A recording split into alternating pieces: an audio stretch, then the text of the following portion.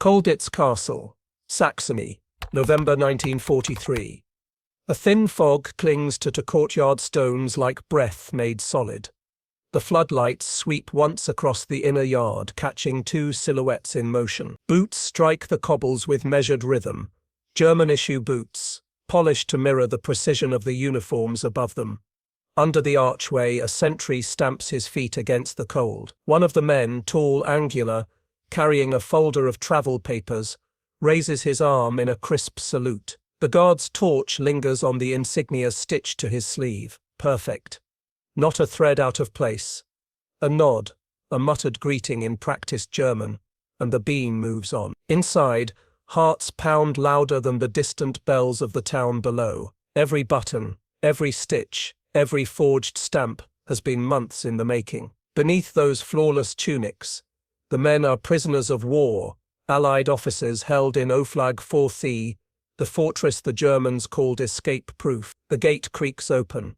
The first man steps forward, feeling the weight of every eye on his back. The second follows, clutching forged travel orders copied from an authentic document stolen during laundry duty. A gust of air sweeps through the corridor. It smells of wet iron and pine smoke from the valley. For a heartbeat, freedom is only a stride away. Then from the watchtower above, a voice sparks a question. The courtyard freezes. A spotlight drifts across the stones, hovering on the two figures now framed in white light. They do not run, not yet, because to run would mean guilt, and guilt would end everything. Instead they wait, still as statues in borrowed skin, praying that paper and courage will hold a few seconds longer. If stories of real wartime ingenuity move you, subscribe for more true WWII escape tale, backstory and stakes. Long before those forged uniforms touched daylight, Colditz Castle had already earned its reputation. Perched high on a limestone cliff above the River Mulde, its grey towers loomed over Saxony like a warning. The Germans called it Oflag 4C, the special camp for Allied officers who had already escaped elsewhere. To them it was the perfect prison. To the men inside it was a challenge waiting to be answered. Captain Pat Reid of the British Army arrived in 1940 after a failed escape from Laufen Castle. By the time he reached Colditz, he'd already studied every weakness a prison could have. Reid wasn't the strongest or the loudest, but he had something rarer, an organized mind and an unbreakable patience. Within weeks he began charting the castle's corridors, noting which guards were lazy, which doors creaked, and when the floodlights changed angles at night. He quickly learned that brute strength meant nothing here. The Germans had designed Colditz to defeat muscle and morale alike. Thick walls, steel gates, floodlit courtyards, searchlights sweeping in endless rhythm, but intelligence that could still move That thought became the seed of what prisoners later called the forgery factory. Hidden in one of the attic workshops, it was an underground network run with military precision. Painters became counterfeiters. Tailors became uniform makers. Mathematicians studied railway timetables until they could mimic German routes from memory. Every Red Cross parcel was dissected for materials: tin for badges, silk for insignia, even margarine to soften fake leather. To outsiders it looked like busy boredom. To insiders it was rebellion by intellect. Every forged document, every stitched collar, every counterfeit stamp was a quiet declaration: you can cage a body, not a mind. The stakes were enormous. If caught, punishment could mean solitary confinement, confiscation of all privileges, even transfer to Gestapo custody, a fate no officer wanted. Yet the work continued, night after night. Reid and his small circle of escape officers coordinated everything with near-clinical discipline. There were no raised voices, no reckless promises, only quiet focus. One man forged papers by candlelight using ink made from soot and urine. Another cut stencils for official Nazi seals with surgical precision. A third studied the posture of guards, learning how they carried themselves, how they turned their heads, how they spoke to superiors. The goal was not only to escape but to humiliate the idea that Colditz could not be broken. Each fake document that fooled a German officer was a small act of psychological victory, proof that Allied minds were sharper than the bars around them. As the weeks passed, Rumors of successful trials spread through the camp. A forged travel pass here, a fake uniform button there. Each success emboldened the next attempt. It became more than survival, it became competition. A secret war of wits waged behind enemy walls. Pat Reid's philosophy spread quietly. We are not prisoners, we are soldiers still. And in that belief lay the heart of Colditz's defiance, that walls could be studied, systems could be mimicked, and authority could be deceived through sheer intellect. Inside that medieval fortress, under the constant shadow of failure, men who once fought with weapons now fought with scissors, ink and nerve. Their battlefield was paper. Their victory, a single step beyond the gate. The impossible situation. Every dawn at Colditz began not with birdsong but with the echo of iron and authority. Appell. The German command cut through the courtyard like the crack of a rifle. Hundreds of men shuffled into formation, boots scraping frost from the cobblestone. They stood shoulder to shoulder beneath the castle's looming towers, their breaths clouding in the cold Saxon air. Guards paced in rigid lines, clipboards in hand, counting and recounting. Colditz Castle, Oflag 4th C, was no ordinary prison. Between 1939 and 1944, it became the high-security cage for the Allies' most ingenious escape artists. Officers who had slipped from other camps, dug through tunnels, or disguised themselves as workers were all sent here, branded as incorrigible. The Germans believed that by concentrating every escape expert inside one medieval fortress, they could crush the very spirit of resistance. They underestimated their captives. The castle's architecture seemed designed for corridors twisted into blind turns.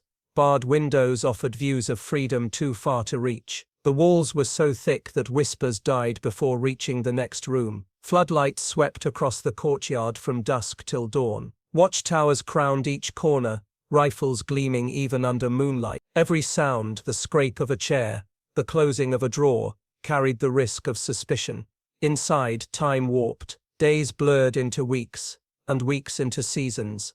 Letters arrived censored, food rations dwindled, and even laughter could invite scrutiny. Guards searched the rooms at random, flipping mattresses, tearing floorboards, weighing soap bars for hidden metal. Informants were rumored to walk among the prisoners, men who traded whispers for cigarettes or favors. One careless word could unravel months of planning. Yet amid the suffocation something thrived. A quiet pulse of ingenuity. When the Germans built barriers, the prisoners built systems. They recorded guard rotations with chess pieces, copied railway maps by candlelight, and smuggled tools inside hollow table legs. Even boredom became camouflage. Endless card games, masking coded exchanges, casual sketches concealing blueprints of the castle's layout. Solitary confinement. The cooler awaited anyone caught breaking the rules. The walls inside were damp, the air men emerged pale and shaking but rarely broken. In that darkness resolve hardened. The irony of Colditz was that in trying to isolate the brightest minds of the Allied forces, the Germans had created a laboratory of defiance. Each failed escape became a lesson, each punishment a refinement, and as the guards congratulated themselves on order and control, they never saw the quiet revolution forming right under their noses. In a place built to extinguish freedom, the prisoners learned something extraordinary, that captivity itself could be turned into an experiment in ingenuity. Colditz was not just a prison, it was a proving ground for the human will. The spark, the plan began with an accident. In late 1943, a British officer assigned to laundry duty noticed a bundle of discarded fabric in a German storeroom. The material was unmistakable, thick, grey-green wool, the same used for Wehrmacht uniforms. He touched it briefly, pretending indifference, but in his mind something clicked. He brought a small piece back, hidden in his jacket line. When the others examined it that night under the dim attic light, the room fell silent. The idea was audacious, maybe suicidal but perfect. If we can make their uniform, one of them whispered, we can walk through their gate. Captain Pat Reid, by then an unofficial architect of Colditz's escape committee, listened carefully. He understood immediately what it meant.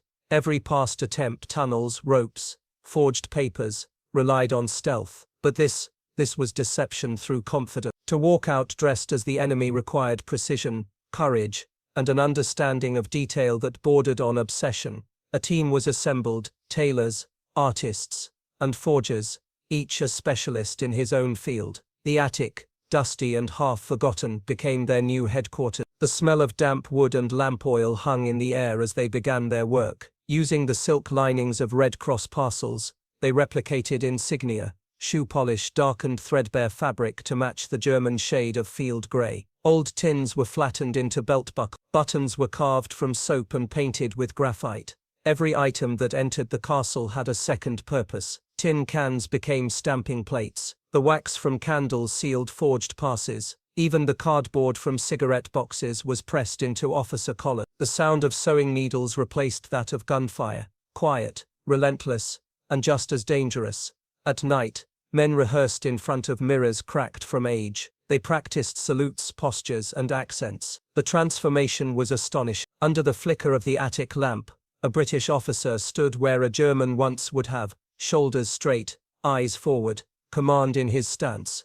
The risk was unbearable. Discovery meant solitary confinement at best, interrogation at worst. But the more they created, the more confident they became. Each finished uniform was a symbol of control reclaimed, a weapon of intellect against a regime of order. When the first full set was completed, jacket, trousers, cap, insignia and papers, it hung on a beam like a ghost of freedom. They gathered in silence to look at it, each man knowing what it represented. It wasn't just fabric, it was defiance stitched into existence. The decision was made. One night soon those uniforms would walk through the gates of Colditz, not as prisoners but as soldiers of their own making. Quick pause.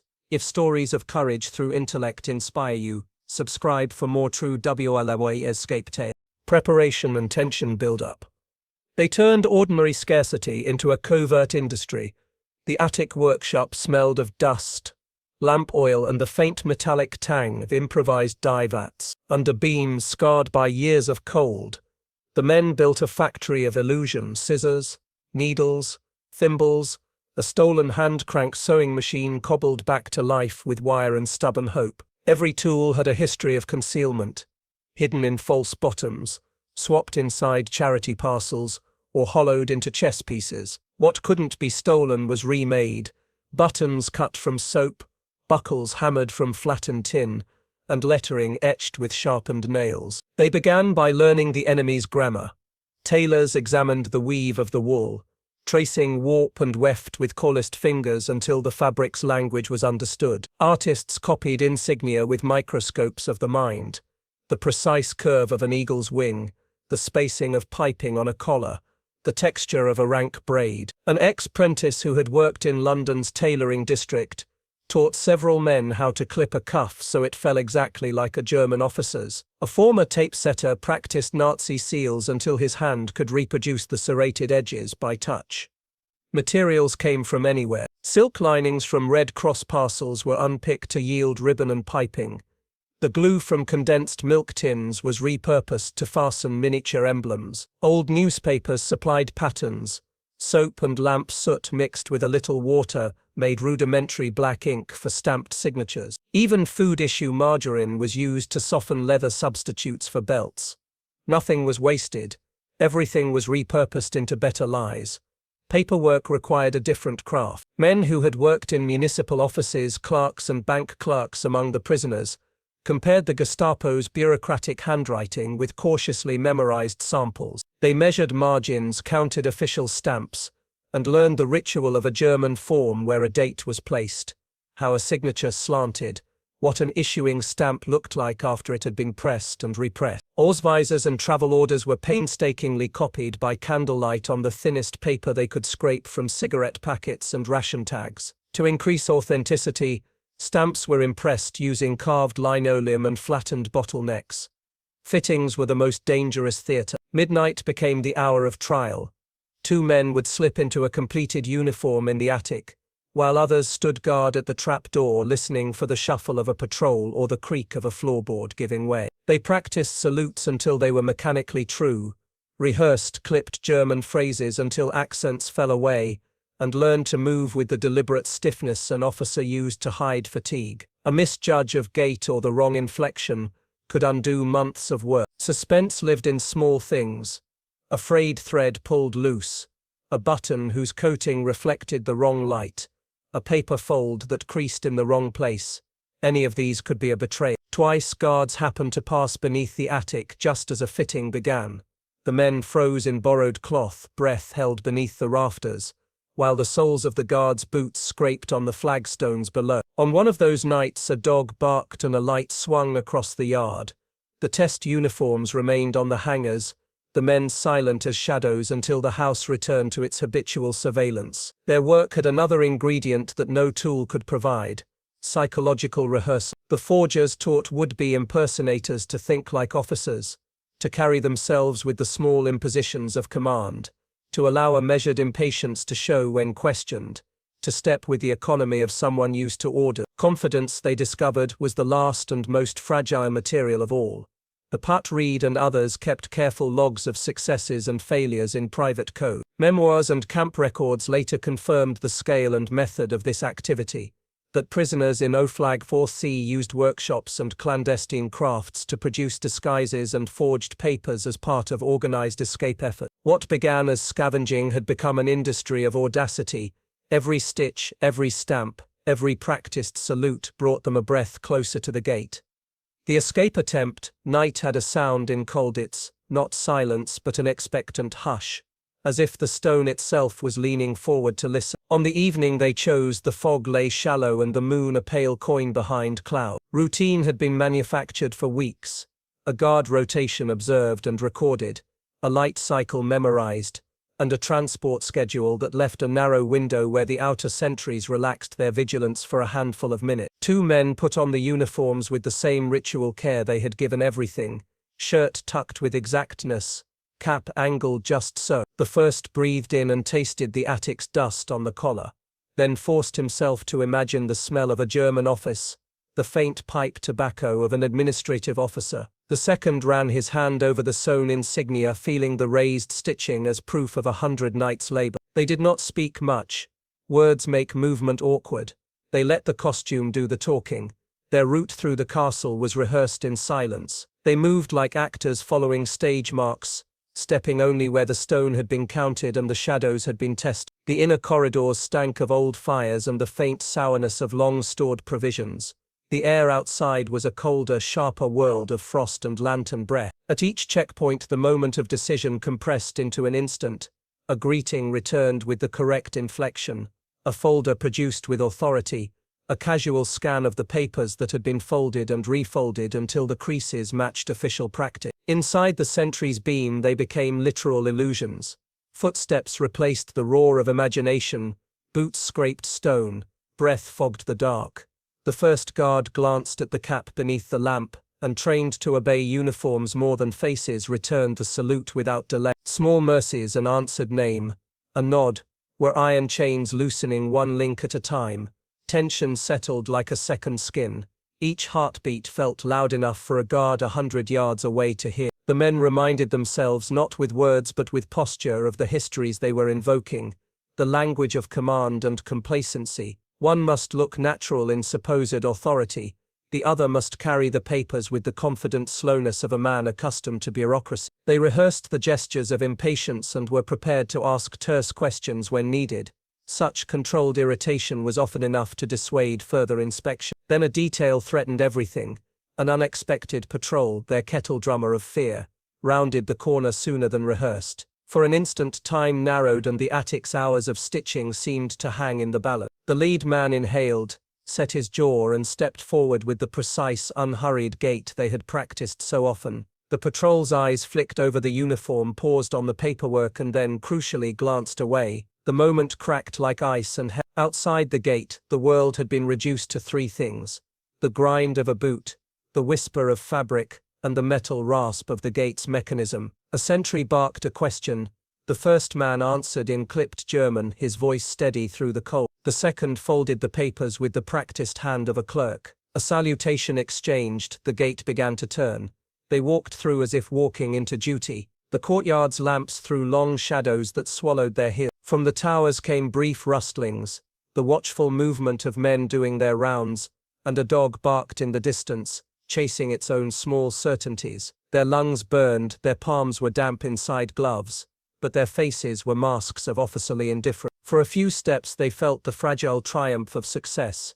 The gate yawned, and beyond it lay the ambiguous promise of freedom. Fields, roads, perhaps a railway line they had memorized. Yet the danger was not over. Outside the castle walls, every carriageway and checkpoint could be another test. They had to blend, to move with purpose, to become the version of themselves they pretended to be. At a farmhouse a mile beyond the stone they paused to rest, to refold papers, to breathe in the open night without the castle's shadow pressing down. Only then did the men allow the reality of what they had attempted to touch their faces, the near impossibility of stepping out of a life defined by bars, if only for a handful of minutes. They were not yet safe, not by measure, but they had bought themselves time. Time in that landscape of rules and routine was the most precious currency.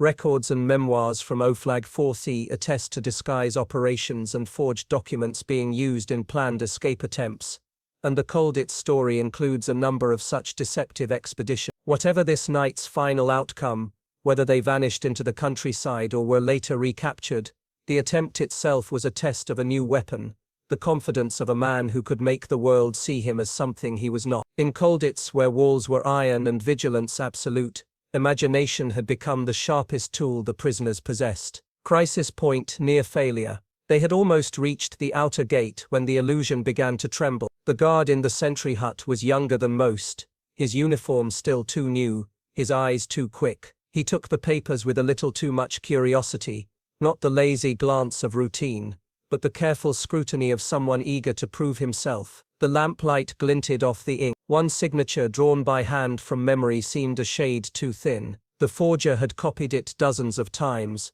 but the texture of real German ink, thick and oily, was impossible to reproduce with their soot-based mixture. Under the lamp that difference showed. It gleamed raw. The taller of the two disguised men felt it immediately, that tremor of suspicion in the guard's silence. His heartbeat hammered against the collar. The pause stretched long enough for a lifetime to fit inside it. The second man forced a cough, feigning mild impatience. The sound broke the spell. The guard looked up, startled. "Destination?" he asked in German. "Leipzig, command." "Immediate orders," came the reply, calm but clipped. The officer's tone was perfect, the cadence rehearsed. Yet the words were dry in his mouth. The guard squinted, eyes darting from papers to faces. Somewhere behind him, a dog began to bark. Another guard turned his head. The spell was breaking, the air itself heavy with doubt. Inside, the two men knew the rules. Never run, never show fear. Fear was the scent that drew suspicion like blood drew sharks. So they held their ground, their expressions blank, their bodies stiff with artificial ease. The first man tapped his boot once, deliberately impatient, a gesture every real officer used when authority was being tested. That movement worked like a signal. The young sentry stiffened, almost saluted, then stopped halfway. His hand dropped. He looked at the papers again. "This seal," he began, pointing at the stamp's lower edge. A flaw, barely visible. The alignment of the Nazi eagle sat half a millimeter too high, a mistake that only a nervous, overzealous recruit would notice. Time fractured into fragments. The two prisoners saw everything in perfect detail. The flicker of the lamp, the tremor in the sentry's fingers, the slow tightening of his lips, as doubt hardened into decision. Behind them the gate's hinges groaned. Another patrol was approaching from the courtyard. The first man acted before thought could intervene. He drew himself up to full height, snapped the folder shut, and barked. "Haben Sie ein Problem, Gefreiter?" "Do you have a problem, Corporal?" The voice was sharp, authoritative, almost contemptuous. The younger guard flinched, instinctively straightened, and stammered, "Nein, Herr Lieutenant." And in that moment of hesitation, that blink of obedience, they moved. 2 steps forward, boots firm on stone. A nod to the second guard. The gate's wheel turned another quarter. The chain rattled. The air split with another bark of the dog, sharper this time. "Wait," someone called from the tower. The prisoners didn't turn. They couldn't. A single glance back would unravel the illusion entirely. The gate yawned open just enough for them to pass through. One step, then another into the mist. The call came again, louder this time, urgent. The sentry hesitated, torn between the shout and the authority standing before him. That moment, that hesitation, was the line between freedom and capture, and history would remember it both ways. Quick reminder, if stories like this remind you that courage can exist even in silence, Subscribe for more true WWII escape tale, breakthrough, success or tragedy. The escape never fully belonged to one ending. Some records said they made it to the river before capture,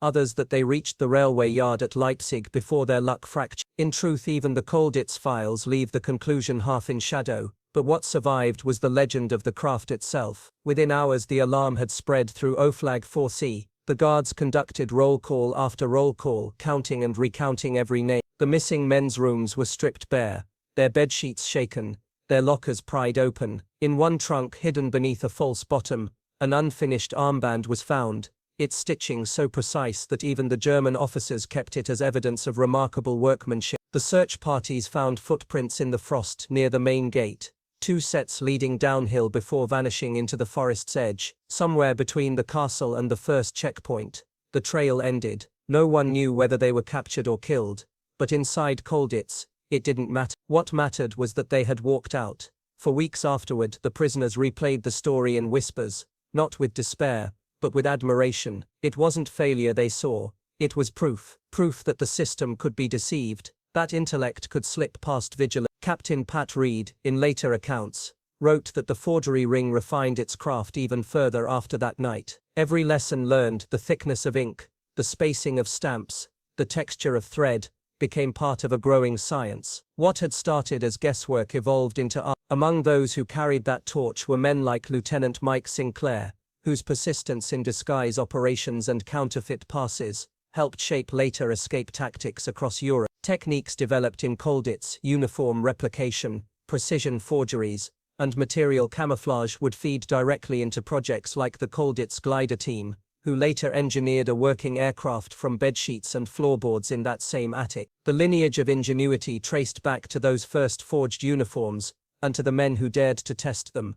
The Germans, for their part, were not blind to the brilliance. One officer, according to post-war records, admitted with reluctant respect that the Colditz prisoners possessed the discipline of soldiers even in captivity. The forged insignia and papers were kept as curiosities long after the war, preserved in museum collections as examples of Allied cunning. Inside the camp, the forgery factory never truly shut down. Each failure was studied, each weakness corrected. The men learned that freedom wasn't only an event, it was a craft, a discipline, a constant rehearsal of possibility. As 1944 turned to 1945 and the tide of the war shifted, many of those same prisoners would hear distant gunfire and realize the gates were finally losing their power. Yet long before liberation came, the real victory had already been won, not through force, but through intellect. They had proven that imagination could move through walls, that courage could wear any uniform, and that even within the heart of a fortress built to hold the unbreakable, men could still create something that no guard, no tower and no regime could truly contain,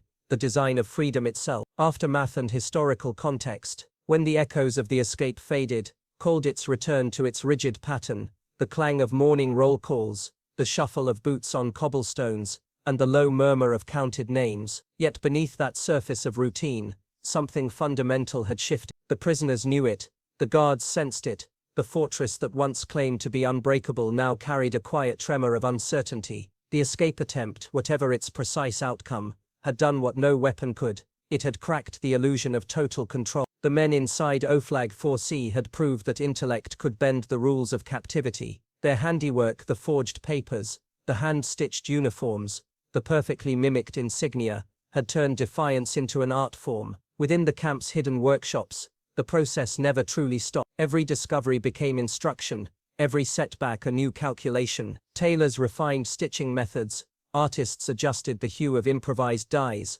and forgers compared each line and symbol of their counterfeit stamps, until perfection felt ordinary. They were craftsmen of survival, producing not chaos but order, the kind of disciplined creativity born only under pressure.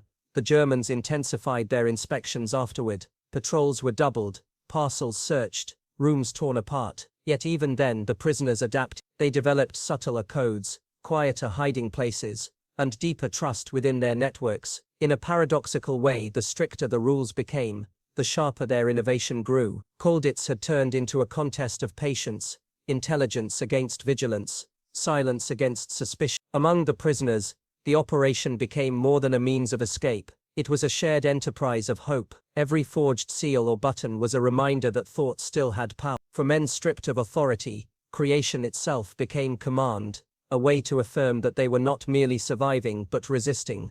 By the final winter of the war, the workshops of Colditz had evolved into a miniature civilization of ingenuity. Hidden beneath stone rafters were designs for compasses, makeshift radios, false identity papers, and blueprints for future escapes. The castle, intended as a tomb for initiative, had become instead a monument to it. When liberation finally arrived in 1945, the prisoners walked out through gates they had already conquered in spirit long before. They left behind no weapons, only evidence of an idea that intelligence and artistry could stand where brute force could not. The real legacy of Colditz was not in its walls or its watchtowers, but in the discipline of men who learned to think freely inside confinement. Even in silence, they had been building something powerful, a testament that courage need not shout, and freedom sometimes begins with a single well-drawn line of ink. The bottom line: in the end, Colditz was never conquered, it was transcended. The walls remained, the gates still locked,